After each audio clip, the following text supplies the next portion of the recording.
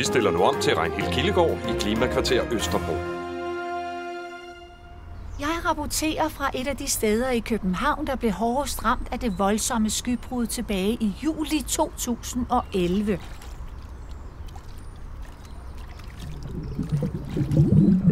Der faldt historisk meget vand, som medførte skader for mere end 6 milliarder kroner.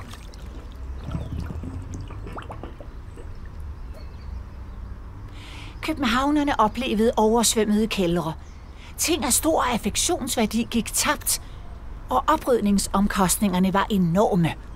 I stedet for at se på regnvandet som et problem, arbejder Københavns Kommune med vandet som en ressource. Pladser med mere bynatur, der sikrer en høj biodiversitet, og skybrudsveje, der leder regnvandet ud i havnen, er eksempler på, hvad sekretariatet i Klimakvarter har arbejdet med at etablere herude. Selvom man i kommunen arbejder med at håndtere regnvandet, er der også ting, man som borger selv kan gøre. Jeg er på vej hen for at møde en af dem.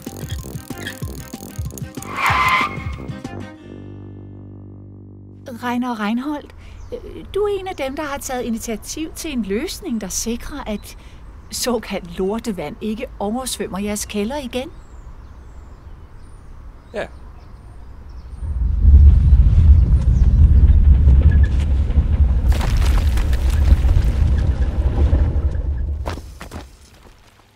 Altså, jeg har lavet en plan, der hedder A.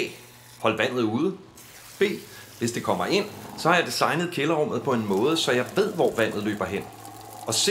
Fra de udvalgte opsamlingssteder pumper et lille beboerberedskab det så ud på gaden.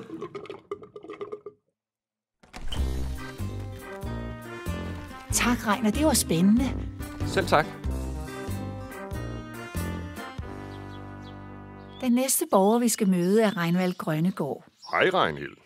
Jeg kan forstå, at du som helt almindelig borger selv bidrager med løsninger til at håndtere regnvandet, hvor du bor. Ja, jeg tænkte, at det ville være gavnligt med et grønt.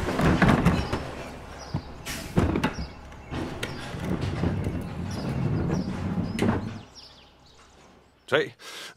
Ikke alene er de jo vidunderlige at se på, og så er de jo også til stor gavn for dyrelivet.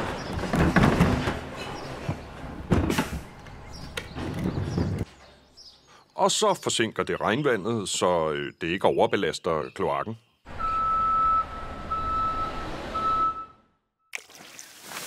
Udover de grønne tage har Reinvald Grønnegård plantet træer og bede i gaden, så det opsamler regnvandet.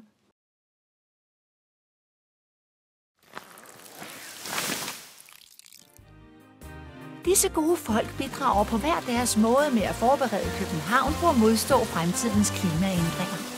Spørgsmålet er, kan du hjælpe?